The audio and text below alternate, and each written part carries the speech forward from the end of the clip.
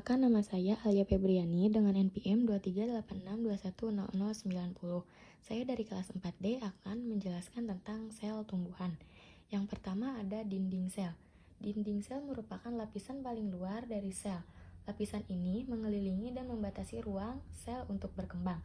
Fungsi dari dinding sel yaitu melindungi sel, memberi bentuk pada sel, menjaga tekanan turgor, sebagai hormon sel, tempat penyimpanan karbohidrat, dan yang terakhir tempat keluar masuknya zat protein dan molekul kecil lain.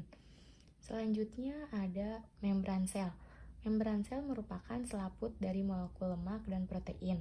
Fungsi dari membran sel itu yang pertama, mengatur keluar masuknya molekul ke sel.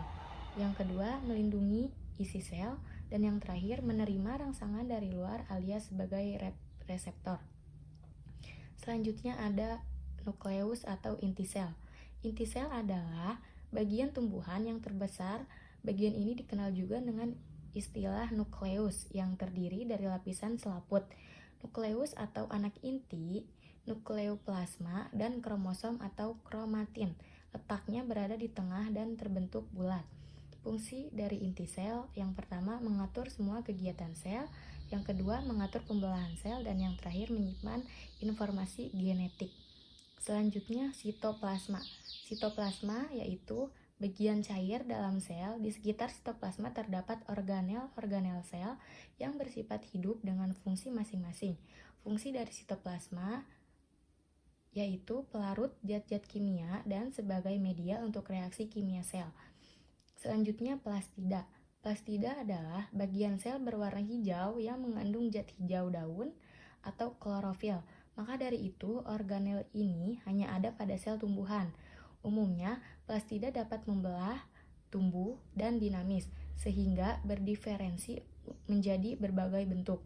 Fungsi dari plastida yaitu untuk melakukan fotosintesis agar dapat menghasilkan karbohidrat. Selanjutnya, vakuola. Vakuola adalah organel yang berisi cairan, cadangan makanan, dan pigmen dengan rongga dan membran. Ini merupakan organel terbesar dari sisi volume sel tumbuhan. Cairan di vakuola mengandung enzim, alkaloid, lipid, garam mineral, asam termasuk juga asam amino, asam organik, glukosa, dan gas. Fungsi dari vakuola yang pertama menyimpan cadangan makanan dan cairan. Yang kedua, tempat mengatur turgiditas sel. Yang terakhir, penimbun sisa, metabolisme, serta metabolik sekunder. Selanjutnya ada ribosom. Ribosom adalah organel terkecil di tumbuhan yang berbentuk butiran-butiran bulat dan melekat sepanjang retikulum endoplasma. Namun, ribosom ada juga yang hidup sendiri terpisah di sitoplasma. Fungsi dari ribosom yaitu sebagai tempat sintesis protein. Selanjutnya, retikulum endoplasma. Retikulum endoplasma adalah struktur benang yang bermuara di inti sel dan terdiri dari dua bagian, yaitu RE granuler atau kasar dan RE agranuler atau halus.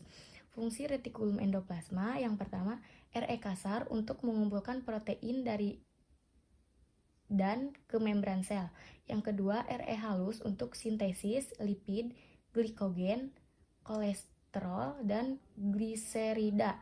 Yang terakhir, menyalurkan bahan genetik antara inti sel dengan sitoplasma dan sebagai alat transportasi zat di dalam sel itu sendiri. Selanjutnya, mitokondria. Mitokondria adalah organel sel tumbuhan yang memiliki membran dalam dan luar. Bagian mitokondria ini seperti cerutu dan berlekuk-lekuk atau krista. Fungsi mitokondria yang pertama, tempat berlangsungnya proses respirasi untuk menghasilkan energi. Yang kedua, tempat berlangsungnya siklus Krebs. Selanjutnya, badan Golgi. Badan Golgi adalah kumpulan ruang, gelembung kecil, dan kantong kecil yang bertumpuk-tumpuk. Letak badan Golgi ada di antara retikulum endoplasma dan membran sel. Fungsi dari badan Golgi yang pertama ada sebagai alat pengeluaran atau sekresi protein dan lendir. Yang kedua, memilah dan mengirim produk sel. Sekian, terima kasih.